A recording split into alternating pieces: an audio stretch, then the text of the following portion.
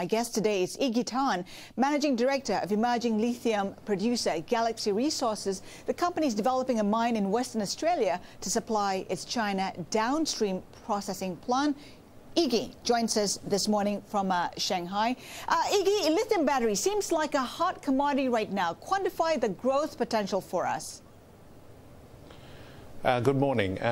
Well, Galaxy Resources is an Australian company, and we see that the future is energy storage. So in the area of electric vehicles and mass energy storage. So we believe that China is the forefront of some of the green policies, particularly the reduction of emissions from vehicles, so to 10% of all their vehicles to be emission-free by 2013, and also the reduction of renewable energy, 20% of all the power generated in China to be renewable energy by 2020. So we believe that China will be the forefront of some of these green policies. And to support renewable energy, you really need battery storage or energy storage. And that's where we think the future is be. But Iggy, there's concern about safety issues and costs arising from the production of lithium-ion batteries. How far away are we from solving those problems? Well, you might be surprised to know that most of your laptops, 95% of your laptops are lithium-ion batteries. Nearly all your mobile phone batteries are lithium-ion batteries, and a majority of your power tools are lithium-ion batteries. So initially they had some issues, but the new versions of lithium-ion batteries are so much more safer. Talk to us about your expansion plans. I mean, you want to be one of the world's leading producers of lithium. How do you plan to get there? Well, we're an Australian company and we own a resource in Australia, so our model is slightly different. Instead of just selling a concentrate overseas, we want to be involved in the downstream process. And for us, that's China.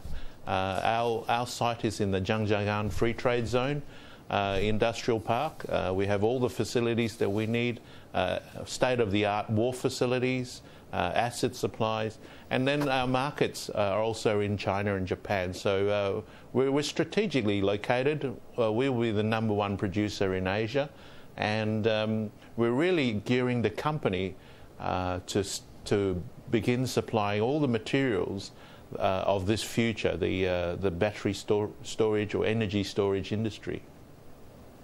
Your project in China that you're talking about has been backed by private Chinese investment firm Crete Group, which has a 20% stake. Are you seeking other partners in China?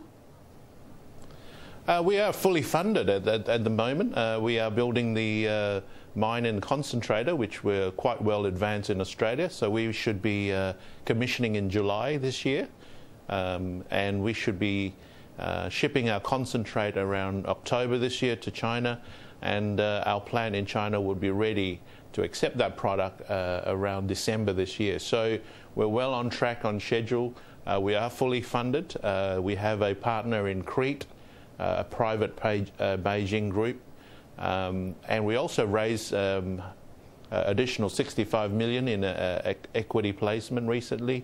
And we have a loan with the Austrian bank RZB and the China Development Bank. We're very proud to be associated with those two banks, and so we are really fully funded, and we're looking forward to be online in the latter part of this year.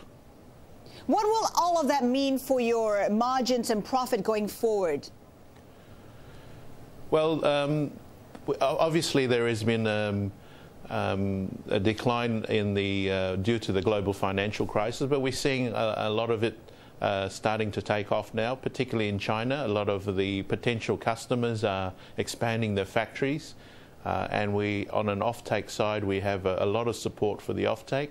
We recently signed an agreement with Mitsubishi of Japan, taking something like 30% of our production, and it is excellent to have a partner like Mitsubishi as well on moving forward. But Iggy, can you quantify that for us? I mean, put some numbers. What's your forecast for sales growth from China, for instance? Well, We expect China to start to really move in this area. Particularly, there's a lot of battery technology being developed, particularly in the areas of renewable energy. So for a solar plant or a wind farm, it's critical that you can store this energy when the wind doesn't blow or the sun doesn't shine. When this happens, you can really be very competitive with the industrial power source. So, like China, as you know, when things take off, it is an exponential curve. If you look at electric bikes in China, the growth curve is exponential. 20%, 30%? What kind of growth are you looking at? Well, the current battery industry is growing at around 29%, so we expect that growth to continue. And then when the electric vehicles come on market, that will start to also support that. Now, we believe that China will be the forefront of electric vehicles. Today, China is gearing itself up to start to mass produce electric vehicles. We believe that when that happens, the cost of electric vehicles will come down, and it will spread around the world from China. Okay. Iggy Tan, Galaxy Resources Managing Director, thank you so much for your insights today.